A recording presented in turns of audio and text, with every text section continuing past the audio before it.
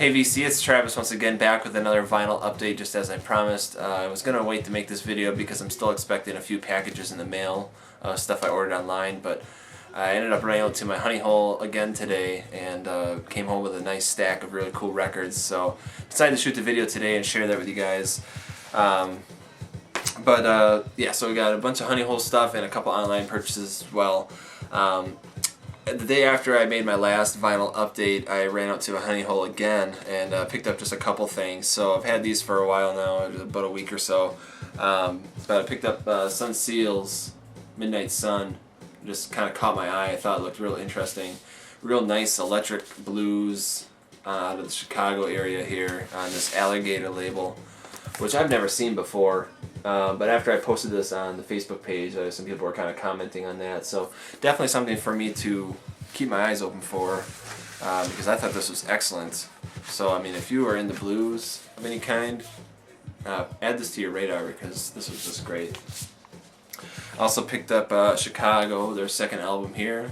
Probably don't need to talk a lot about it, but you know, I recently picked up Chicago Transit Authority, which I thought was excellent. And so decided to go with this one as well. My honey hole also had another copy of this, which I'm guessing was probably like an original. It had the 360 Sound Columbia label, whereas this one has like the red and gold labels, so it must be some sort of reissue, but it was in really nice condition, about half the price of the other one, so just decided to go with this one instead, and I thought that was really good too. Yeah, this one I had to pick up, Tim Buckley, Goodbye and Hello.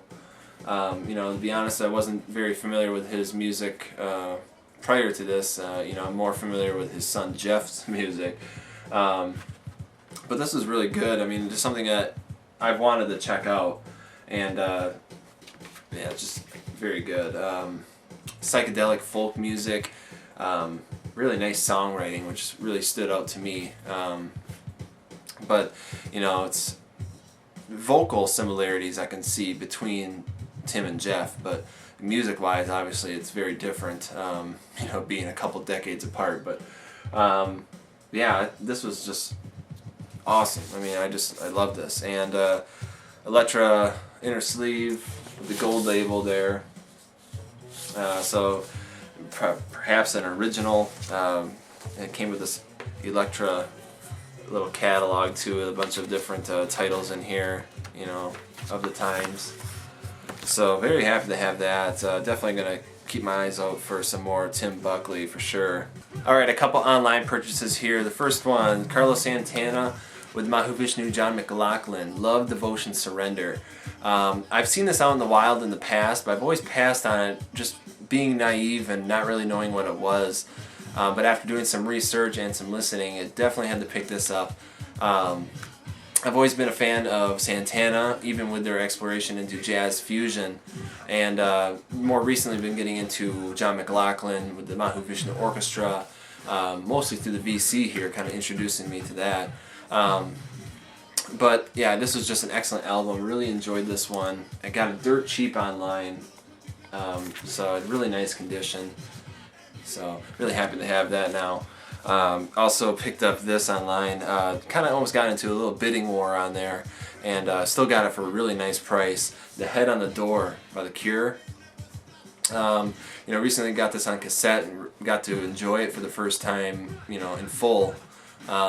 Just thought it was excellent, so definitely one that was on my radar. Even after I had seen a video that Brett did, Brett from Life on This Planet blog, did this as a feature on his Friday on the Turntable. Did a really nice review on it and stuff, so I'll put a link for that down in the description. But yeah, definitely a great Cure album, and just happy to have it now. Really, really nice condition. I mean, it's like flawless. Had the inner sleeve here, the lyrics on it and stuff, and then this black Elektra label, the Cure logo on it. It's upside down. There you go.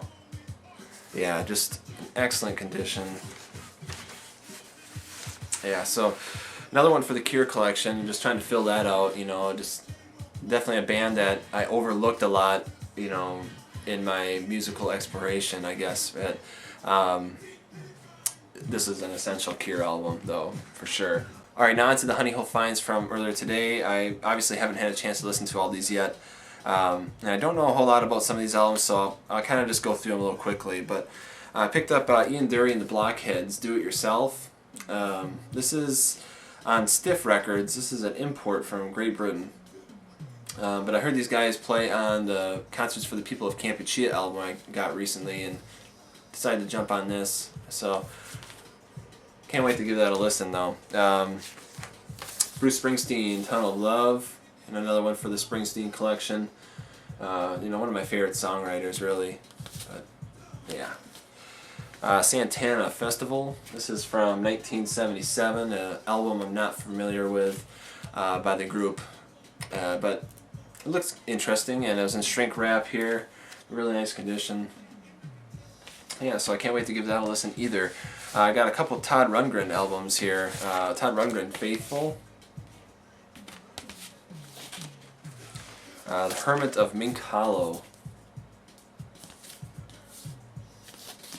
And I've seen this one in the VC in the past. Todd Rundgren presents the ever popular Tortured Artist Effect. I had seen this out at the Honey Hole before, and when I went to go check last time, it wasn't there, and I don't know what happened to it. All of a sudden it just turned up again, so here it is.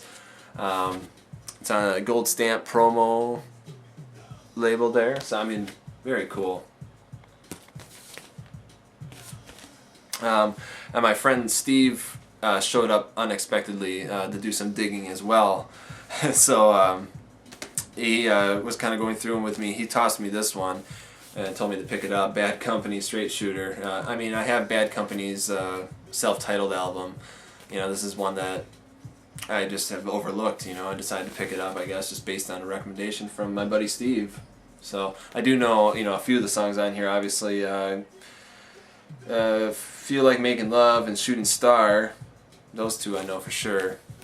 But, yeah, on Swan Song label. Yeah, I guess, in hindsight, it's kind of a no-brainer, really. But, yeah, I'll check that out. This one I thought I've seen out there in the past, but I don't know why I never picked it up. I don't know. Aretha, live at the Fillmore West.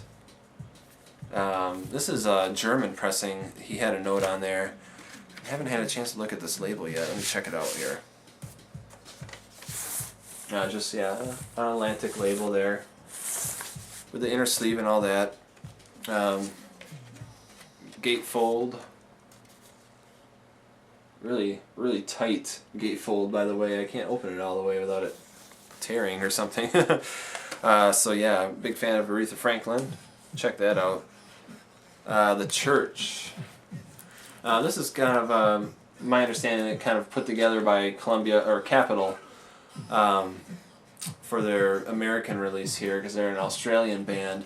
I've been hearing a lot about, again, by Brett of Life on This Planet blog, and I've been talking about them, and saw this. Yeah, but this is, I guess, kind of like a mix of their first album and then a couple singles and stuff that, was released in America, probably North America. But yeah, I got a chance to listen to this earlier today, and I thought this was really good. So thank you, Brett, for turning me on to this. But yeah, really nice. In the shrink wrap still. It just has this little punch hole up here, but had this this Capitol inner sleeve I've never seen before. I mean, of course, it's a little crumpled, but like what they did in the '80s and stuff there. But with the kind of plastic sleeve there, but yeah, I thought that was kind of neat. Alright, now on to the find of the day. I was so excited about this one. Robert Johnson, King of the Delta Blues Singers. Probably the most important blues album, ever. A lot of these songs, all of them recorded in the 30s. A lot of these songs are now like blues standards, really. I mean, pretty much you revert back to this, you hear blues. This is heavy stuff. But yeah, like I was saying, I was surprised to find this because I had not seen this out there before. It wasn't in the new arrivals. It was sitting in the blues section, which I've dug through before, and I never had seen this, and so I was so excited to find this. I think it is some sort of reissue from the 70s, I'm guessing. I think it was originally released in the late 50s or so, but yeah, just it's like in beautiful condition on this Columbia label here. I mean, it retains all of its original gloss. I mean, it looks unplayed, and it's shiny as all hell. I mean, it's beautiful. So I'm extremely happy to find that. You know, it's one that I've been looking for a while. I've seen the 180 gram reissues, and I've always kind of passed on them just because they were kind of expensive. But yeah, just phenomenal stuff here. So that is the vinyl update. I hope you all enjoyed. Sorry if I seemed a little scatterbrained. Just got so much stuff on my mind, you know, all this listening to do and stuff. But anyway, everyone take care. I'll do a quick VC cheer at the end of my video here. Yeah, so everyone, thanks for watching. Take care. Peace.